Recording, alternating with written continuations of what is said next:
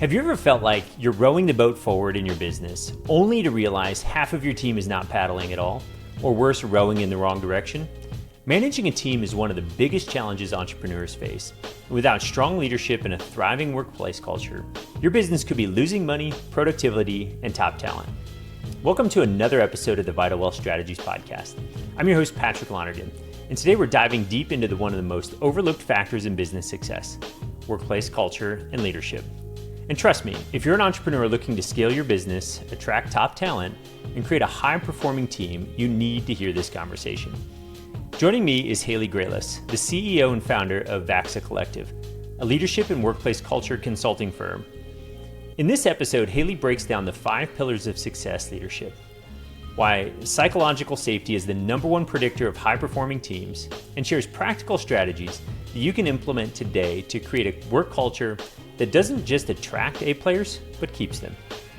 And while you're building a stronger, more aligned team, don't forget to check out vitalstrategies.com/tax for smart tax strategies that can help you keep more of what you earn.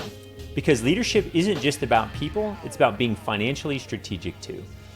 So whether you're leading a small team or a growing company, stick around, because by the end of this episode, you'll have the tools to transform your leadership, boost team performance, and build a culture that drives long-term business success.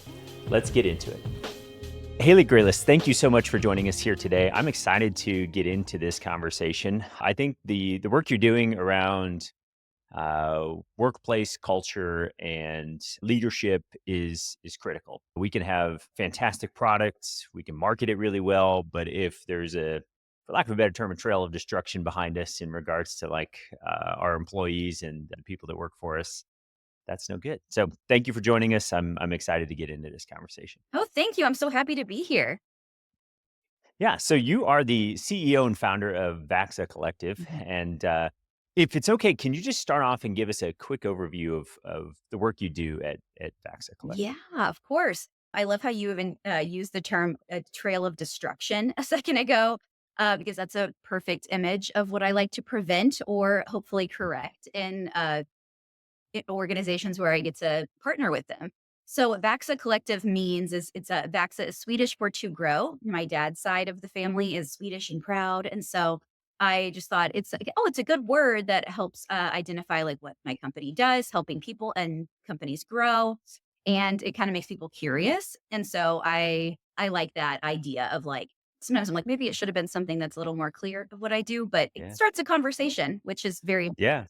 so, Fantastic. the purpose and mission is to go into organizations or work with leaders to help make the best culture possible. And when I talk about culture, that's not just, playing ping pong or having a pizza party or something like that. But yes, it's policies, it's environment, like physical environment, but it's also and mostly above all the behavior of people throughout the organization. That's the culture. What's the normal stuff? What are the norms that happen within an organization, company, nonprofit, Mm. association, whatever it is?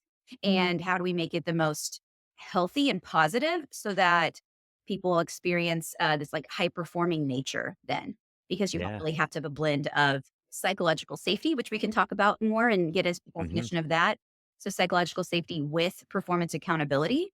And so that's what I help my clients do. I love it. I love it. I'm really excited to get into that because I think there's plenty to explore there. Yeah. So before we get too deep into it, though, let's just think about I'm just thinking of our listener and the problems that they're looking at. It, employees are probably, unless somehow you have a software, employees are probably the most valuable piece of the entire organization, Yep. right? And so when we think about disengagement, turnover is so expensive. You look at the cost of turnover, and it's Yes. it's crazy.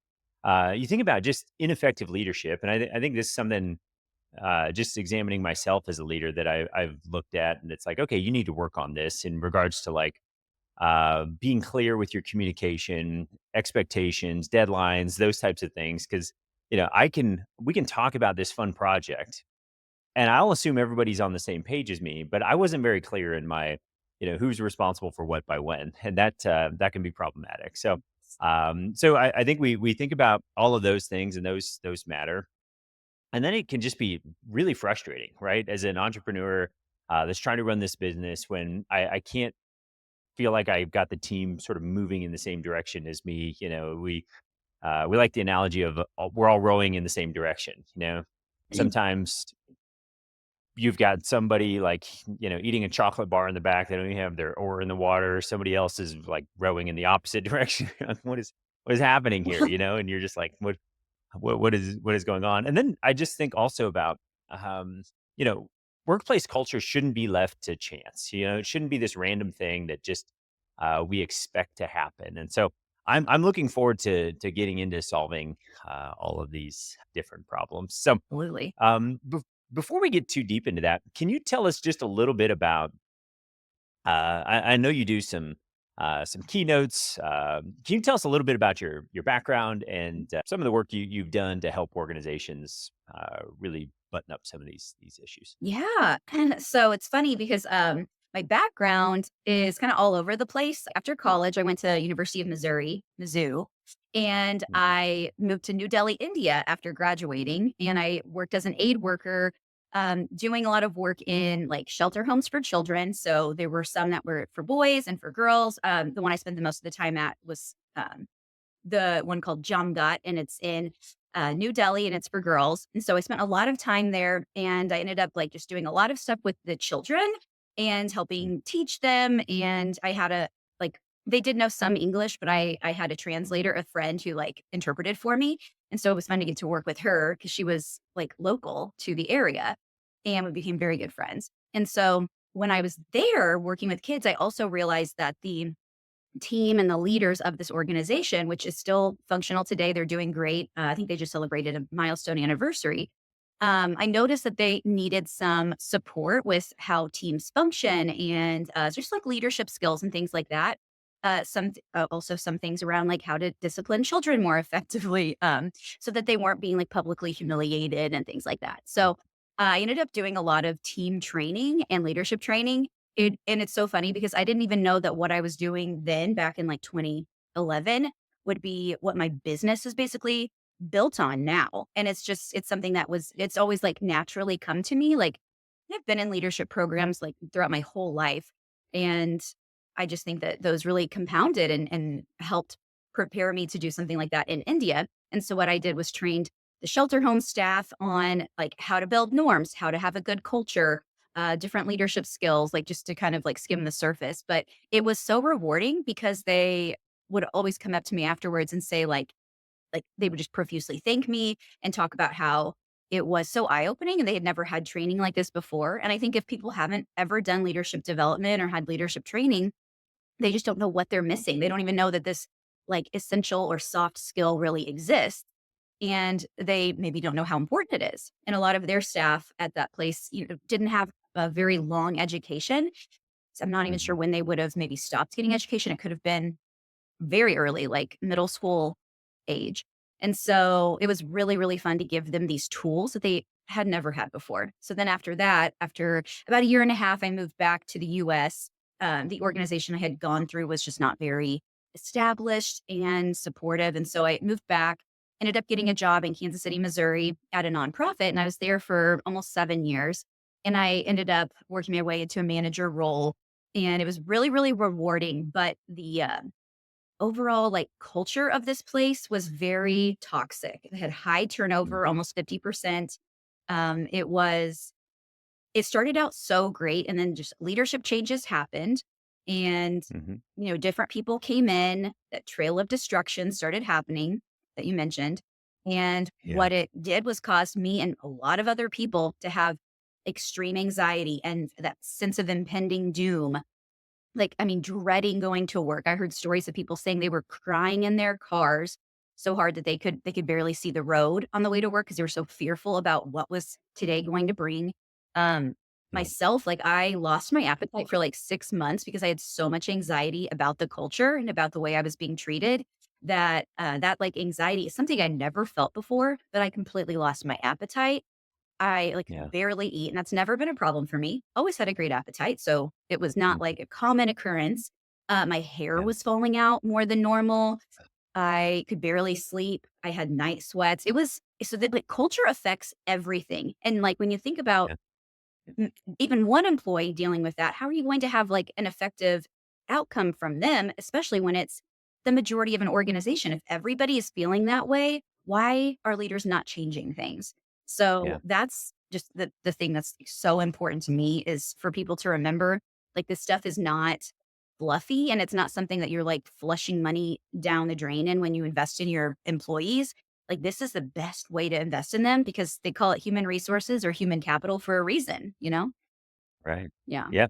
No, that's absolutely that's so good. And I think there's also something that if you can lead in nonprofit organizations, like especially with volunteers, Mhm. because that's almost the definition of leadership, right? They're willing to follow you and you've got no authority over them, right? Like if I've got authority, that can be like management, I can sort of, use my authority to compel them to do work versus Mhm. lead them, and have them follow me. And so I think that's impressive um to really develop your leadership skills, go volunteer someplace and get a bunch of volunteers to go do something.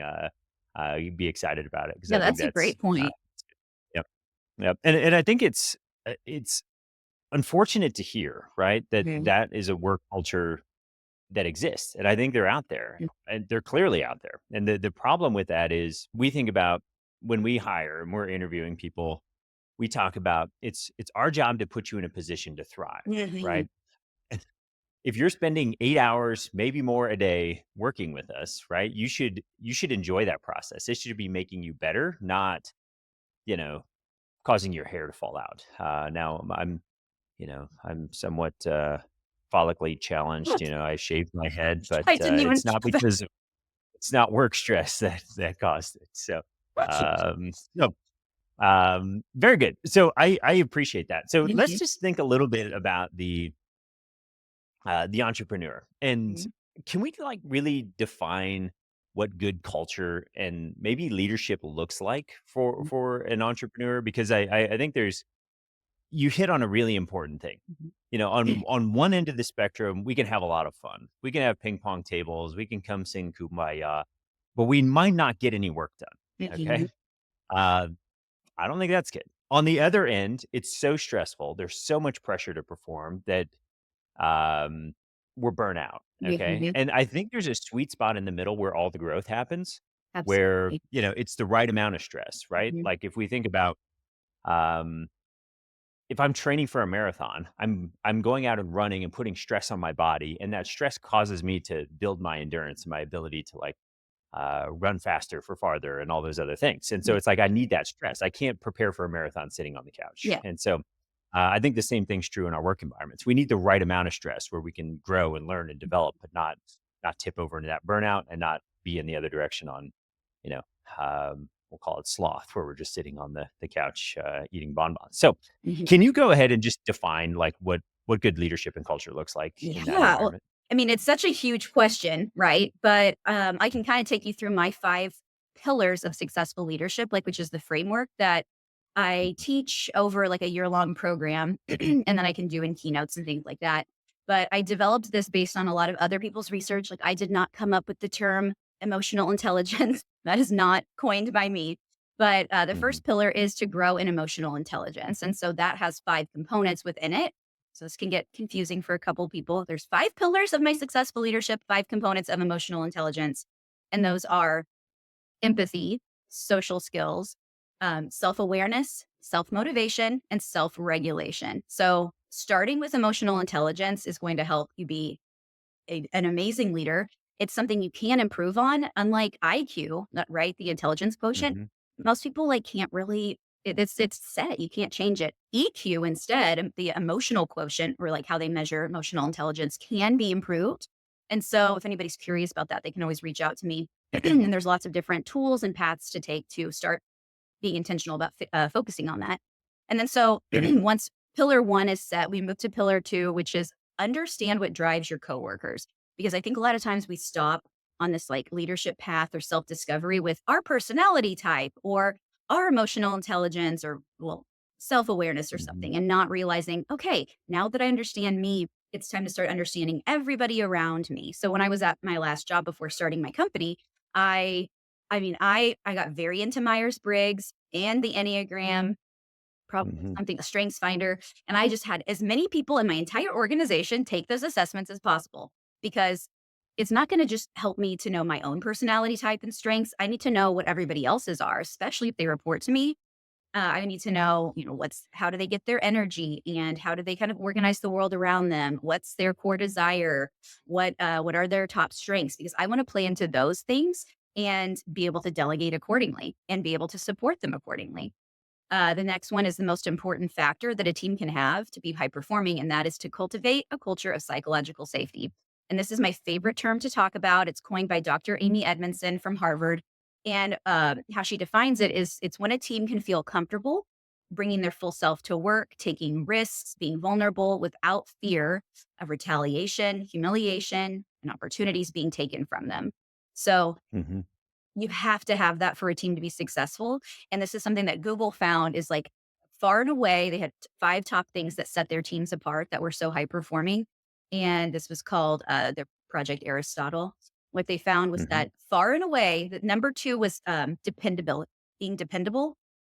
Far and away, number 1, psychological safety. So being able to take a risk without fear. So that's why they can be such an innovative company and create new things and do amazing things in the world because people can, at least hopefully at this time, and most teams and leaders are creating this, they are able to take those risks, be vulnerable. And that does not mean show weakness. That's like such an important thing within culture is to be vulnerable. And that just means you can admit when you are wrong or you've messed up. You can apologize. You can ask a question that you feel like, oh, I should know the answer to this. And I know I'm a little Yeah. embarrassed. Is somebody going to think I'm stupid for asking? No, in a psychologically safe team, you should be able to ask that question and say, I should know this. Can somebody remind me? Or I never had training on this thing. Can somebody walk me through this? Yeah. That openness of dialogue is what creates more of like the overall humility and transparency Hmm. and vulnerability that a team should have. And I always ask leaders this when I train on it. I ask them like when somebody, especially in leadership, admits that they messed up or apologizes to you, do you respect them more or less? And 99% of the time, it's always a jerk who might disagree, but most people say, Hmm. yes, I respect them more when they apologize or when they admit that they messed up. And when you're Hmm. truly vulnerable about it and not just kind of throwing out a BS answer. And so, Yeah. psychological safety, one of the most important things you can have on a culture. And then you mentioned this a little bit ago, like clarity of communication. So, communicate clear expectations is the fourth pillar. And it's Hmm. so important to be able to get clear first on like, what do I expect from this project and this team or committee, whatever? What does a leader maybe above me expect? I need to know what all the expectations are of what does success look like, or as Brene Brown puts it in her book, Dare to Lead, paint done. So it's like describing a painting to somebody Hmm. that's never seen it. So I love that activity. Usually I show people Mona Lisa or Starry Night and like in a workshop and we pretend nobody's ever seen those before, but they're probably the 2 most famous paintings I can think of in the world. Hmm. We're describing them and then also how different they are because one is impressionist and one is more abstract. One is dull colors, one is bright. They're made by different painters in different centuries and different countries. And so when you think about like what does a project look like, it's kind of the same as describing a painting. Like what's the texture of it? What's the size of it and the scale? What is the style? What's the overall outcome? So creating that like sense of expectations is so important. And then it all culminates to then how do we manage performance accountability in a way that feels authentic and is still kind? I think that sometimes leaders forget that you can be direct but kind at the same time and gentle at the same Hmm. time. And I don't think gentle Yep. means weak. It just means you're not attacking somebody's character. You're not acting like they're stupid for messing up or being behind on something. Usually there are reasons for why somebody didn't get something done in time or didn't produce what you wanted. And if you're a good enough leader, you should be able to extract the answers from them and then be able to support them. Like that's the role of a good manager who uses those leadership skills. I love this. So I want to talk about a few of these things. I think about the default management style. I'm going to call it leave alone zap. Okay. So what I do is I leave my people alone because they're doing okay. Hmm. And then all of a sudden they do something that doesn't give us the outcome we want. And I zap them for it. Like, hey, this is wrong. What's going on Yes. here? Mhm. And I think that is doesn't lead us to psychological safety. Because now everything I'm just worried about like getting zapped. And Hmm. so I'm trying my darndest to minimize mistakes, not even admit anything. And so I think as leaders that's a challenging thing to overcome. Hmm. I think we need to um part of it comes from I'm so busy, right? Like I don't have the time or energy to check in on milestones along the way. I think about clarity of communication with expectations, Hmm. right? If I give you a project that's going to take all quarter and I don't check in with you until the end of the quarter, I think that can be problematic, right? How do I know if you're off track? Hmm. Because the painting, the Mona Lisa in my mind might not be the Mona Lisa in your mind, and it's like, oh, I wasn't clear in my communication Hmm. in how we're getting these things done, and so I need to sort of course correct along the way. And I think that's a key piece. But I also think, you mentioned the jerk in the room, right? Like, and those are the people that are killing a lot of cultures. Yeah. It's and it may come from their own insecurities, right? They're not okay to admit when they make mistakes. So they're just beating up on other people Hmm. when they're out there. But that's probably a whole nother podcast episode. So I guess how do we go about if psychological safety is so important?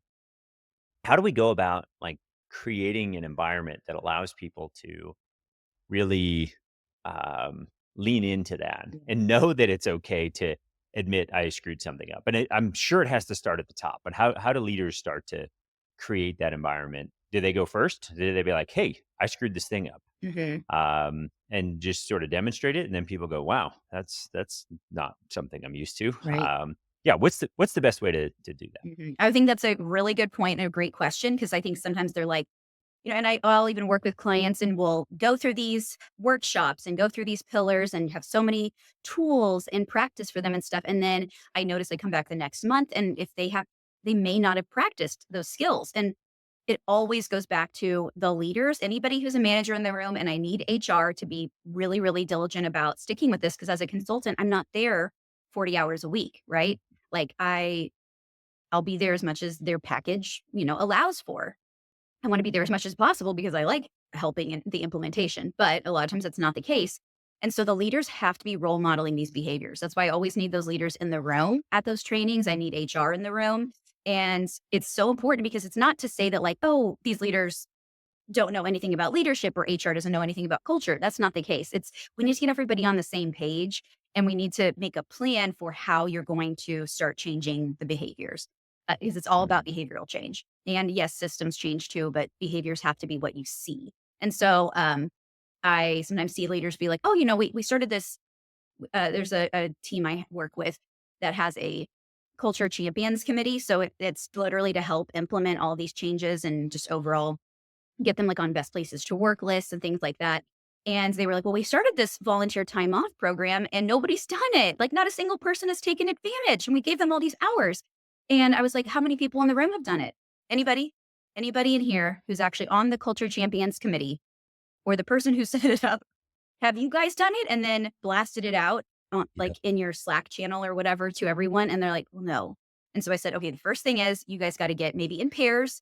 And by the end of next week, go volunteer for at least 2 hours somewhere, blast it out, let everybody know, or invite Yep. people to come with you. So it's kind of the same thing. Leaders have to be modeling this stuff. And one of the first things that I suggest they do is to explicitly ask for divergent ideas. So what that looks Mm. like is when they're in a meeting, whether it be on Zoom or in person, maybe they're just doing like an email train of something, keeping it concise and making sure that like whatever they're saying is almost just the starting point. So like anybody who's seen Clueless, I love how Cher talks to her dad about how she negotiated her grades. I don't know if you remember this 1995 masterpiece, but her dad is surprised that like her grade is marked out from a C to a C plus to an A minus. And she's like, well, these grades were just a jumping off point to start negotiations. And this is that part where a leader can say, this is a jumping off point to start negotiations. Here's my ideas for what this project should look like or the goals that I initially have, but I'm open to what you guys think because maybe the team says we can do better than that or we can do that Mhm. faster. But they also might say, hold on, let's be a little more realistic. That revenue goal is not that realistic this year. Mr. or Ms. Leader because our clients, I'm just thinking back to like how it was in my last role, Hmm. they wouldn't take into account like what was going on in the economy or the size company. Maybe they were getting like they had less employees. How am I supposed to raise more money from less employees, especially if Hmm. they're not changing any initiatives and any incentives for the team? And Yep. so you have to explicitly say, "Hey, what are your other ideas?" And then Yeah. like kind of what you were also talking about, we do this. What do you call it? Leave them and zap them. Is that what you called it? Hmm. Yeah. Yeah. Yeah. Leave alone zap. Yeah. Yeah. Well, leave Leave alone. alone zap. Yeah. And So. so I think that a lot of leaders think, oh, that's, and because I mean, we want to avoid conflict and we want to assume positive intent, obviously, that people are doing Hmm. what they need to do. But there is a spectrum of management um, content, I guess, or like the Hmm. quantity of management. So it goes from, I think, under management where their teams are not getting much support. Maybe they're not even having one-on-ones with their boss. And then on the other end of the spectrum is a micromanager. And so many people are terrified of being or looking like a micromanager that they swing to the other side of the pendulum and they become an under manager where they're not doing enough. Hmm. But there's a sweet spot, and you got to find, this is back to pillar two, what drives your team, what drives each employee, and to find out how much Yep. support do they need. How often should I do a one-on-one with them? And it's not to micromanage them. It's to find out what support do they need? What are they working on or learning? What are the things that they want to discover that I could start delegating to them so they can build that skill? So there's just so many Yeah. paths to go down, but there's also like Yeah. imagine a project or something. It's a path. And so we start Mhm. out at point A, and that's usually when a project is assigned or you have a kickoff meeting. And then on that path, if we just leave them and zap them, then we check in at point Z when it's done and we're doing a debrief, or as some leaders call it, and I don't like this, the post-mortem meeting, but it makes me think of Yeah. a dead body. I don't like that. But I call it the debrief. Um, and we haven't checked in from points B to Y, only A to Hmm. E. What happens? There's so much that can mess up in those 24 letters or the 24 other points on the path. So we have to kind of decide in that point A meeting, the project kickoff or whatever you use to do a project, uh, what are the other milestones where we're going to check in? Maybe at point D and G and K, Hmm. M and Q. Like, what are those areas so we can course correct? If somebody has gotten off the path that we need them to get to, and they're off on a tangential forest, Yeah. from Yep. the path. Yeah. Yeah. No, I love that. That is so good. Makes me also think about how about the entrepreneur that is just blind to their shortcomings as a Mhm. leader? How do you help entrepreneurs see that? Because I think that's oftentimes an issue. If I go back to a sports analogy, right? Let's use my golf swing as an Mhm. example. I might be thinking I'm swinging the club perfectly. It's not until I see a video of myself swinging the club that I'm like, that looks a long ways from perfect, right? Yeah. Especially when my ball's flying off into the woods. So sometimes leaders they can't see the things they're doing incorrectly. They can't see the impact that Mhm. it's having. And the nice thing about a golf swing is I get direct feedback, right? I see the ball fly off into the woods, where I may not see it directly when I'm leading my team well. All of a sudden, though, my turnover's up, my performance is down. All of these things are sideways. How do you help entrepreneurs like see the blind spots that their team may not call them out on? They don't see. How does that come to light? Oh my gosh. This is one of those things that is so vital. And the higher up somebody gets in any sort of organization, the less feedback they get. And that's why it's so important as a leader to always ask for it, like solicit feedback from people. And I mean, yes, you have to have tough skin. It can be tough. Like I'm a particularly sensitive person. So I have to get myself into the right mindset when I'm asking for feedback or looking at a feedback survey or something. I have to make sure I'm going into it with a growth mindset. And I recommend that for other people too. So there was a really interesting article I read in the Atlantic years ago, and it was talking about brain scans from high level leaders. So whether they are in politics or high level companies and things like that, or even, starting your own company as an entrepreneur, we have these blind spots. And the higher up we get into a position, the less we hear feedback. And the more likely it could look like there's actual brain damage in our brain because Mm. it's harder to have empathy and compassion, harder to mirror people, and harder to even care about asking questions of other people and understanding them. I saw a video yesterday probably on Instagram Reels or something, because now I can't get on TikTok 'cause I got a new phone, it won't download because of the ban.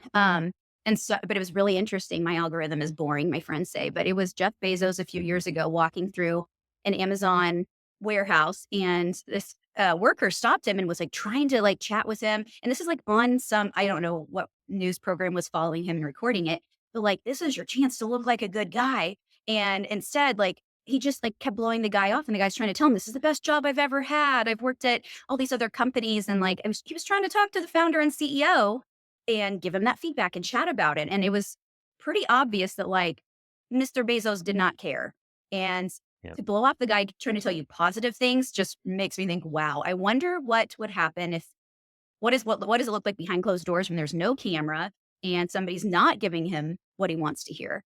So, I mean, leaders have to explicitly ask for those things and be really open to hearing it. That's why leaders also I know that people are so busy, but if you're so busy, you don't have time for like intentional meetings to slow down and think and brainstorm, Hmm. or to have like an executive coach, like find an executive coach who works for you. And the right executive coach should be somebody who finds the data that you might need to get those blind spots. That's why surveys, like anonymous surveys, are so important. And so I do like 360 surveys for different teams or individuals. And the Yeah. 360 survey would not just get feedback from somebody, higher than you, like a performance review, but it's people who are lateral and like peer level to you as well as Yeah. lower than you. And so if somebody is at the top, we need their board to take it, to take this 360 survey. Any other Hmm. C-suite executives, maybe senior vice presidents, and I'd say even like much lower level people, and because you want to have different perspectives, and that leader needs to be Yeah. able to say like, okay, and I like to look at kind of different demographics depending on the size of the organization. If it's small, you can't really break it down too much without knowing who said what. But if it's large enough, it's good to be able to get a big sample size and to say like, okay, so my peers view me really well. And maybe people higher than me, but the lower level people are viewing me as maybe a tyrant or disconnected or Hmm. unrealistic or like a megalomaniac, who knows? And so Right. we want to make sure that there's actual data that then you can work on, because they're called blind spots for a reason, you know? Like you can Right. open your eyes up a Yep. little bit, but we all have justify our own behavior Hmm. instead of saying like, hold on, there is no excuse for that. I do need to change that attitude or Hmm. behavior, and I probably need help. That's like I always say, like LeBron James isn't just. I mean, yes, everybody's like, no, he's the coach, but like he's still probably Right. getting help, or Steph Curry. Right. I love basketball, but like Yeah. from their coaches and teammates, and or they've at least gotten it for years and years and years and years and years. And so that's what's made them so good. And there are probably Yeah. things they can't see, especially if they're having a bad night. They need to like watch the video or get feedback from the coach to figure out, what do I need to course correct for next time.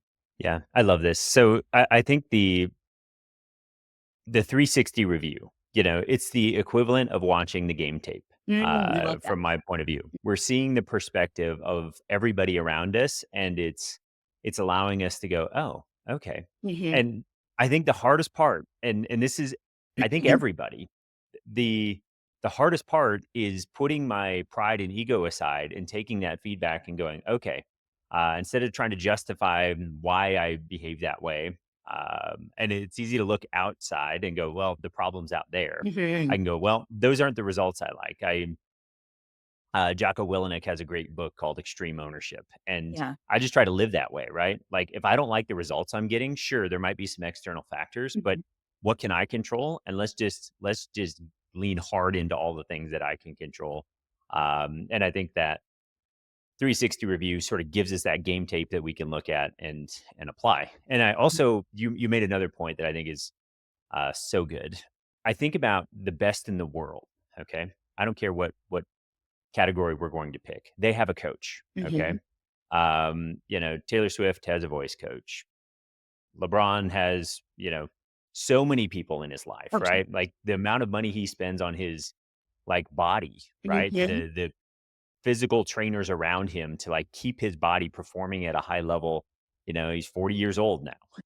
And he's still at the top of one of the most athletic, you know, endeavors out there, Yeah. right? I look at NBA is an unbelievably athletic, demanding sport. And Oh, so yeah. I think about myself personally, right? Like I've got business coaches, I've got health coaches, I've got all these anything that I think is important. I'm like, mental health coach. Like let's lean into these things, and it just gives us perspective on, we could do a 360 review, but how is somebody going to help me like take these things and move on to the next level? Exactly. So this is great. So I'm gonna highlight the the 5 areas that you discussed, and then I wanna follow up with a question. So, first off, we EQ, my emotional intelligence. How do I understand, I'll say, me and how I relate to people? And then we're gonna go to understanding our coworkers, and that's gonna be through different assessments and whatnot. Then that psychological safety, maybe the most important piece of all of that. And then clarity of communication. I think that is again, critical thing. I highlighted that earlier. And then performance accountability. Like Mhm. you can't just keep showing up doing a poor job, especially when we've given you all the tools, we've Mhm. communicated effectively. Like we need you to perform. So all of those pieces are critical to what I'll call a healthy culture. When I'm thinking about this healthy culture, and I want A players, that are in an environment that is high performing, um, is there a first thing I should focus on to sort of grow and attract those, or is it different depending on, you know, if I've got low EQ and I'm crushing everything else, it's like clearly you got to go fix that one. Yeah. Do you have thoughts? Is there like a key piece that drives culture forward that allows me to attract and attain top talent, or does it depend on each organization? Gosh, yeah, I mean, I think it's sort of depending on the organization, but overall, I think like when you're, is it kind of like you're talking about when you're like starting out with a team or hiring for, Yeah, as I'm just growing and developing my culture, right? Mhm. Like, what is the best way to attract A players? Because oftentimes when I think about the business, as we grow, and I'm going to go back to a sports analogy, right? We'll use football this time. The players that I need to like field a football team when I first get started, I just need 11 players on the field, right? I need some warm bodies that can do some things. Mhm. And I would love to hire, A players across the board, but that's not always real. But once we have some success at, we'll say, the high school level, those same teammates might not help me at the college level, right? Like I might have to like start filling in different players because they're sort of tapped out on their abilities to like perform. And so I wanna create a culture when somebody looks at it, they go, "That is different. There is something different about this place and these people. I wanna be a part of that." Like, I'm Mhm. attracted to that. And so I'm curious if there's like, "Hey, this is the number one thing that needs to happen to sort of create that culture where you're constantly able to just keep adding the A players to, the mix when the time comes to do that." And then you retain those folks Yeah. as the business grows. So I mean, yes, I think it's a mix of all those pillars and then paying them well, you know? I'm a mhm. big believer in like, we gotta pay people what they're worth, and I think that's one of the things that keeps good players in the right organizations. Like, I usually, like, look at organizations that are on those best places to work lists, and they're not paying people, like, on the low end of the market, they're probably paying them on the high end, and I know not every organization, like, can do that, but, like, just have integrity with how you pay people, I think is so important and what Mhm, benefits you can offer. And then I think being really, really clear with like, what's the purpose of your team? So on that like Google list I was talking about of like, what do they find sets their high performing teams apart from the other ones? It's psychological safety as number one, dependability as number two. So like showing that you are dependable as a leader, meaning you'll do what you say you're going to do and that people can trust you. So yes, they can trust you and you have to then show trust to them also. I think leaders forget that. Like we talk about trust so much in organizations, but mhm, trust has to go both ways, and if people don't feel trusted by their leadership, so if meaning what does that look like if they're not doing that? So, that's something that was happening in that toxic place I used to work at.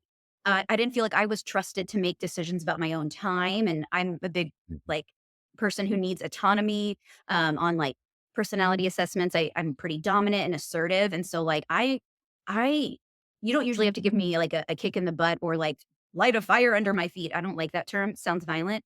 nope, And so, you don't have to do that. Like, as long as you're clear with what the goal is, what the results are, give me the autonomy to go figure it out. Don't, mhm, get mad at me for going to a networking event when I that's, like, what I should be doing. I was in fundraising. Right. Like that's probably Yeah. where I should be and what I should be doing. And I didn't feel that trust. And so then after dependability, I believe it's like clarity of roles. So people have to really Mhm. understand what is expected of me in my role. What am I supposed to be doing here? How does it contribute to the overall organization and what we are trying to accomplish? And then there's personal meaning and impact. And I can't remember the exact order of these. Personal meaning is Mhm. like making sure that people can find something that like why they are interested in what your company does. So like if it's against their ethics and their values, it's probably not a good fit. You know, like I love the environment. I wouldn't want to work for an organization that destroys the rainforest. That would be very antithetical to my values. So wouldn't be a good fit. I Mhm. probably wouldn't work as hard as I needed to because I actually cared about the opposite thing. And then Yeah. impact would then be instead so, like, I guess for your organization to be like people care, they'd be somebody who wants to help others, grow their wealth and be financially responsible, like, and they are Mhm. really passionate about that, and they like numbers and math. Just kidding. I don't know. Yeah. And then the impact piece is so important because people have to know that what I do in my role is overall affecting the rest of the organization. So, like, Yeah. how can I see it tie in? And some people don't get that and they don't understand like the why. So I think your personal why that like Simon Sinek talks about, that kind of goes Mm. to personal meaning and impact. Like, why am I doing this? And is it just because I want a paycheck or, I have to like put food on the table? Well, that's not very sustainable and not very exciting. You're not going to get the most like energy out of somebody if that's the only reason they're doing it. This goes Mhm. back then to pillar one, Yeah. which is grow an emotional intelligence, because one of those components of emotional intelligence is self motivation. And it doesn't mean that you don't need support from your team and your manager. It just means that you need to be able to like, or somebody who is truly emotionally intelligent needs to be able to work in a flow where they're really focused on what they're doing and they're driven by like intrinsic motivation rather than Mhm. external things like getting a pat on the back or a bonus or something. Those are so nice and important, but Right. it's so important to have that internal motivation as well. Hey, quick pause before we dive back in. If you're an entrepreneur and today's conversation has you thinking more seriously about how you're leading your business, it's also worth thinking about how you're strategically managing what your business earns. At Vital Strategies, we work directly with entrepreneurs to help refine tax strategies that are aligned with their goals, so you can keep more of what you earn and use it to grow what really matters. If that sounds like something you want to explore, head over to vitalstrategies.com/tax and reach out. We'd love to connect. All right, back to the episode. And I think one thing that you're talking about can be challenging as an entrepreneur and a business owner is like, how hard do I lean into what's important to my employees outside of business, right? And this can be challenging even from a um, like I can't even ask these questions when I'm hiring. Like, hey, Mhm.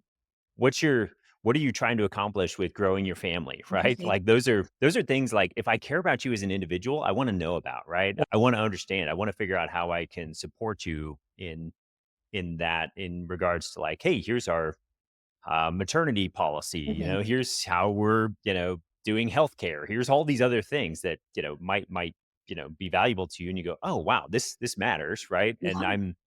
uh, it matters to me personally. So now I'm excited that, the organization cares about me and wants the best for me. Mhm. I'm going to show up and like give my all to help the organization. Because sometimes I think it's tricky. Like how involved do I want to get in my employees' lives, right? Mhm. How much do they want to share? Because I could see somebody holding those cards close to the vest. Like, man, I don't want to talk about the fact that, I'm going to grow my family. Mhm. And that might mean, if there's a hiring or firing decision, it's like, well, that person, they might be out anyway. So let's get rid of that person. Right Mhm. now, I think um, there's problems with that. But yeah, I don't know. Do you have thoughts on like how you can effectively um, build those relationships with the employees, talking about things outside of the organization, and maybe it's just asking, and then it's up to the employee to share. But yeah, I'm curious about your thoughts there. Yes, that's such a good point, and it's funny, you're like, "Maybe it's just asking," and that really is the answer, so, I a lot of times after I do workshops, I'll have leaders come up to me afterward, and they'll say like, "Oh my god, Haley, you have to help me with this employee. They are not getting their work done, and they're so hard to inspire and motivate. They seem so disconnected. What do I do? And the first thing I ask is, well, have you talked with them about this? Have you asked them why? And then shut your mouth and listen. Because I Hmm. think we get Yeah. that's like a frantic energy thing. It can feel very vulnerable to ask somebody that question because you're also expecting a vulnerable answer. And so sometimes people just ask it and then they keep yapping. Have you ever like had somebody do that and you're like, okay, which question do you want me to answer? And so Yeah. I usually tell them like, then ask, hey, what's going on? I notice you have a lot of projects in late or whatever. Like literally ask the question like clearly and then put your lips back together Mhm. so it's a signal to them that it's their time to talk and that you're not like just trying to spew out the next thing you want to say. And so Yeah. I think that that's so important to be able to like ask them. And then I kind of created a model for this too. I love, tools and models, but like the ask model is to first, like acronym A is to then acknowledge what they've said in a way that like Mhm. re-clarifies like, okay, so I hear you saying ABC. And if they need to be like, well, not really that, it's more like CDE or Yeah. Z, um, Right. XYZ. I was like, "Wait, what are those last 3 letters?" And, Yes. and so, like, making sure you acknowledge it and get clear, and then the S is then to be sensitive to what they're saying. So, if that doesn't mean, like, oh, you need to, like, cry with them or make them feel like, they can get away with not doing their job. That's not what it means. It's to Hmm. not make them Yeah. feel stupid for what they just said. Because I've had leaders before tell me when I brought issues up years ago, I had a leader, like I brought up an issue with a solution and I thought, oh, a better way to do this. And like, what if we tried this instead? And she shut it down and just said, well, that's just something you need to get over.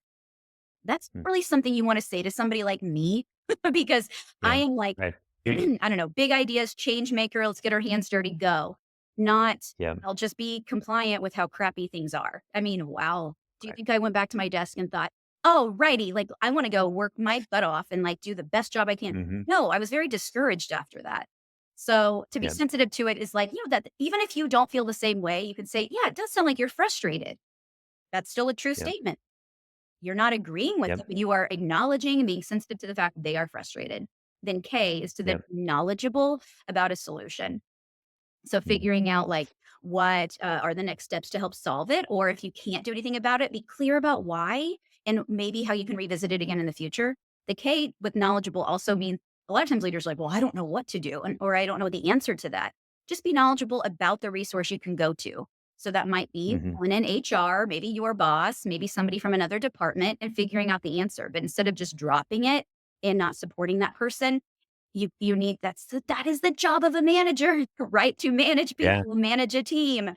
And so it's not just Yeah. working in silos individually, but instead working together, like more like a interwoven root system of trees and a Yeah. forest. I love it. I love it. And I think this is um, so good. There's so many things as entrepreneurs that are challenging, but I think you highlighted almost a key relationship piece there that we could take to.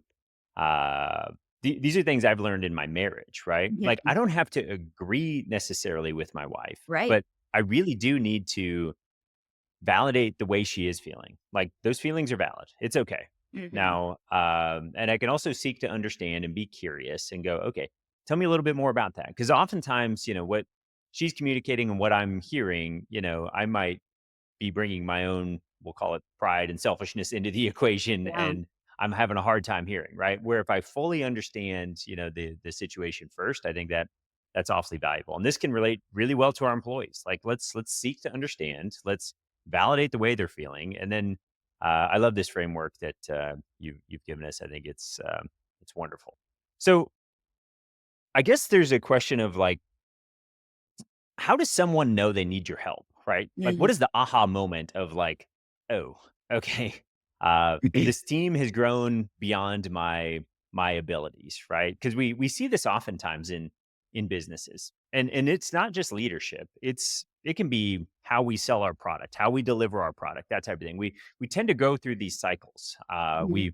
We grow, and then we have to restructure things because we're like, oh, the framework that got us here is not going to be the framework that takes us into the Yeah. future. And so I think that can happen with our leadership. It's fine when there's a few people and we're like, close and loosey goosey and like hustling and everybody gets it and I can like pop in but when I have 10 direct reports, I might not have time to do one-on-ones with everybody. And now I need to go change, how I'm structured. So what's the aha moment that you see that leadership is going, we're not getting the results we used to. We've got to change some things. Yeah. Usually if it's that there are like, I mean, I guess I'm partial, but I'm like, every organization needs this, whether they work with me or Mhm. another leadership and culture consultant. I honestly think every organization needs this. But I usually like to work with clients that are aware that there are um, things that like could be better within their entire organization, and their leaders have to do something to change that. So maybe they don't have norms that are the desirable norms. So I usually tell companies, you all have norms. Those are the things that are consistently tolerated within your workplace. So those Mhm. can be intentional that you're trying to do or unintentional, and they can be desirable that you want to see and undesirable. So meetings starting 10 minutes late consistently with people walking in with McDonald's or Starbucks drinks, that is a norm in a lot of organizations. Like, oh, we just always kind of start when everybody gets here. I'm thinking that's probably an unintentional and undesirable norm. But instead, Mhm. it's not like getting people in trouble and all of a sudden starting at 9 a.m. when you say you're going to. It's starting, acknowledging it to everybody and saying, hey, we really need to start meeting on time. So everybody needs to, be here Mm. 10 or 15 minutes early with your drinks or breakfast or whatever. And we need to start meeting on time. And here's why. So telling the reason Yeah. behind it. Anyway, so you were asking like, how do they know? Mhm. Sorry, I went on a tangent. I get excited about No, illustration. no. I Uh, love it. I love it. and what usually people come to me when they're like, we have issues with people staying on task. We have issues with people knowing how to perform with excellence. And a lot of those things Mhm. are things that we have to work on with culture and like team building wise. So understanding with some tool, whether it be like predictive index or Enneagram or Strengths Finder or something, using a tool to help people understand what their strengths are, how they're going to contribute to the team, things like that. So I Mhm. usually like for them to use some sort of tool then can become the common language within the organization. So, Yeah. if it's predictive index, that's a great tool. And they can be like, oh, we have a team that is a producing team or something. That's like where a lot of Mhm. personalities are on the like results driven side, but they want to move a little bit more toward having more employee engagement or something. So you have to just kind of know like, where are you? Where are you looking to go? What problems do you want to solve? And like these leaders who are going to work with me have to know that they have to change things too. Like I want them to show up to the Mhm. trainings. I want them to do I don't call it homework. I call it application assignments because they don't need to take Yeah. it home. It's usually stuff, it's not adding extra work to them. It's you've learned about how to have a better conversation around ABC. You're going to have that conversation anyway. Now just do it the right way. That's your application assignment. Mhm. So it's like putting Yeah. maybe more effort in, but it's not adding more time usually. Maybe there's like a little bit of like stuff where I want them to like write a leadership philosophy. And so we work on that together. Mhm. Um, Yeah. yeah. I love it. And one thing that you brought up that look, I'm the leader of my household, right? Mhm. Like I've got wife and children, and regularly I'm thinking about your application. Uh, Regularly, I'm finding myself learning a new skill, and I'm trying to apply it, Mhm. but I'm really not good at applying it in the moment. And so, and I think this helps with psychological safety. I come back to oftentimes it's my kids, my wife too, but I'll be like, hey, I'm sorry. I didn't do that thing well. Here's what I wish I would have done. Ooh, yeah. I'm going to work on that better next time. And just wanted to acknowledge that, I did a poor job of this thing. And I think it allows people to go, wow, okay, cool. They're working on them. I can work on me. It's okay if I make a mistake. They just made one. Yep. And, I can see the process of moving forward. So I don't know. I think that's, again, that can be really hard to do. We Yes. have to sort of take our pride and set it aside for a second instead of like, trying to justify our behavior. We're just going, look, I screwed this thing up because the problem is we oftentimes I think about the spectrum of learning, Mhm. okay? On one end of the spectrum is unconscious incompetence. I don't know what I don't know, what I'm Right. bad at, right? Like I'm not aware that I don't know how to play the xylophone. Okay. Well, now I am aware, so now I'm consciously incompetent, okay, that I don't know how to play the xylophone. It's been brought to my attention. You hand me the I don't even the little things that make the noise. I don't even know how to play it. So, but then I start to learn, right? Mhm. And now I'm consciously competent. I have to think about everything I'm doing, right? Yeah. And it's not responsive, right? I'm not able to like respond immediately in the moment to that thing. Mhm.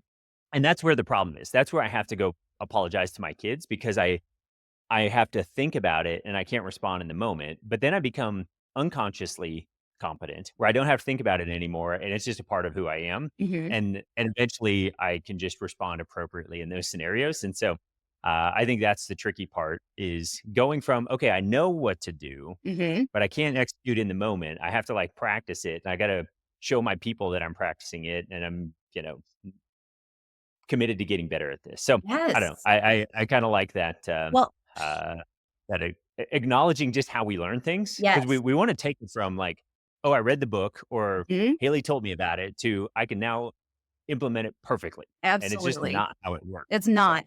Well, and can I piggyback on that? I love that's such a corporate term. Piggyback on that. But mhm, I love that you brought that up because that's why we do role play scenarios in the workshops.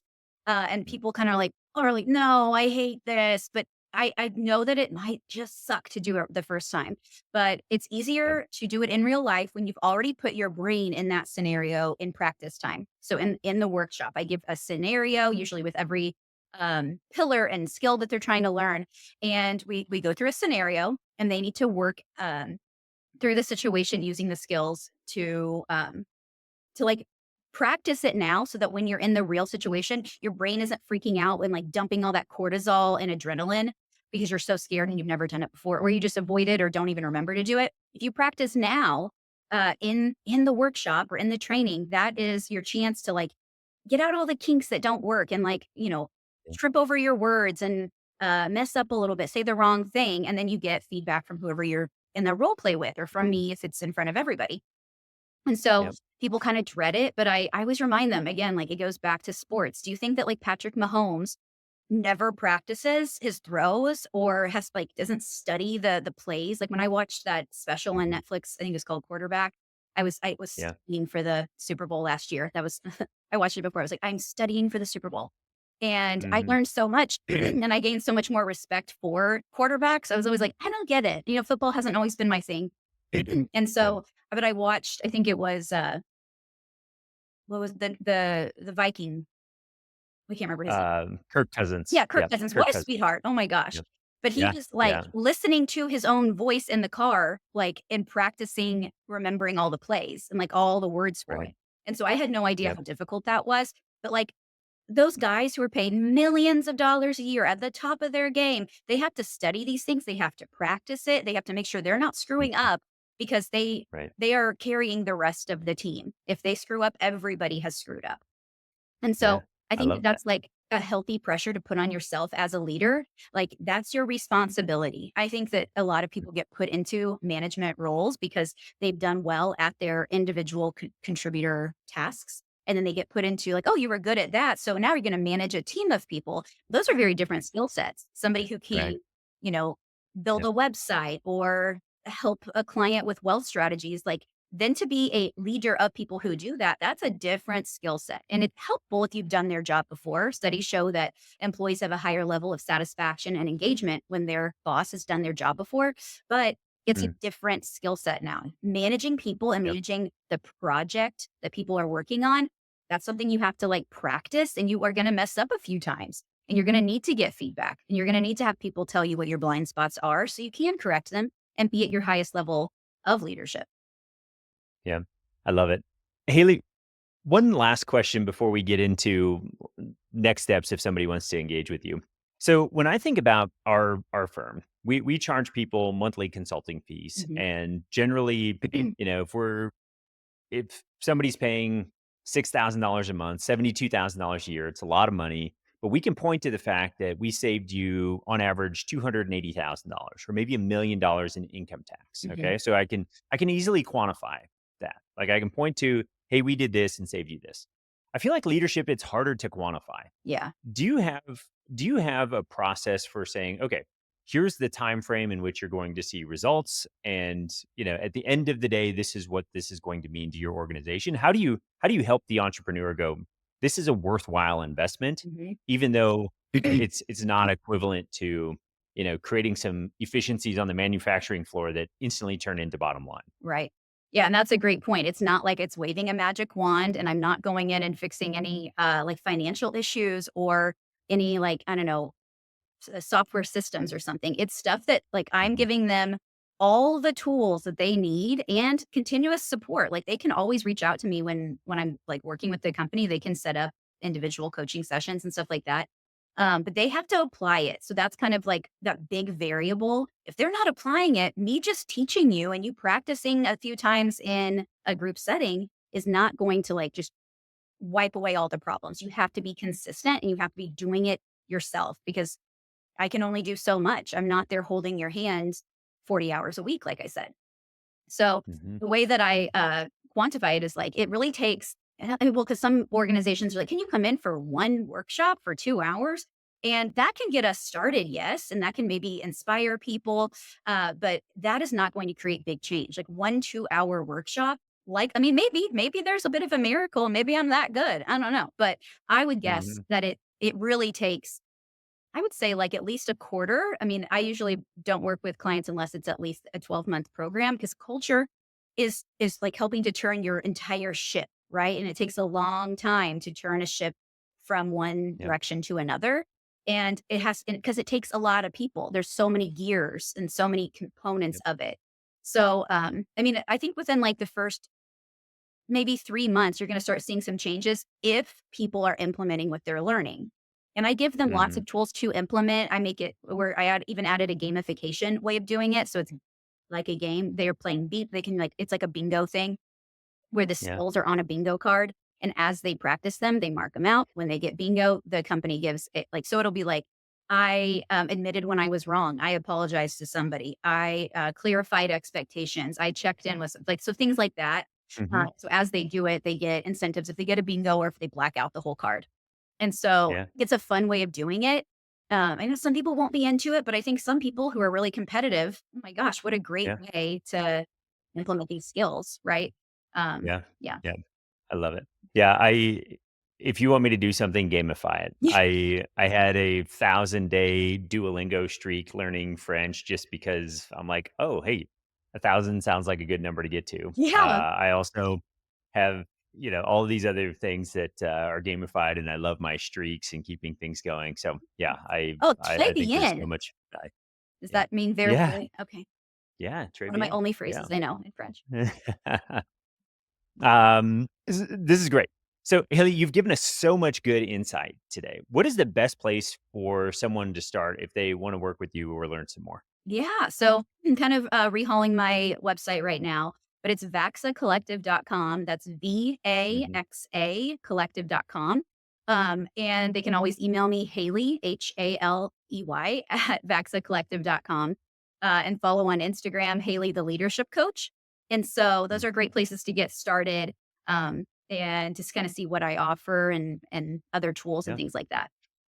Wonderful. We'll have show notes, all of those links in the show notes, and I also know you've got some free resources on your website as well. If I just highly recommend go download those. They're a great place to just get started and sort of have an introduction to Haley and the work that she's doing. Yeah. So, Haley, I've appreciated this conversation. I think this matters. At the end of the day, if we're looking at running successful, profitable organizations, we need great people. We need a great culture that is high performing. And it's not about just having fun. It's also not about burning people out. Right. There's a sweet spot there in the middle where we can just crush it. And I think the work you're doing helps people get there, helps entrepreneurs get there, and it's not easy. And it's nice to have somebody help walk along the path with us. Because if we don't take action on these things, I think we end up, and like you said, everybody needs a coach in this area, Hmm. whether it's you or somebody else. But if we don't, we're underperforming.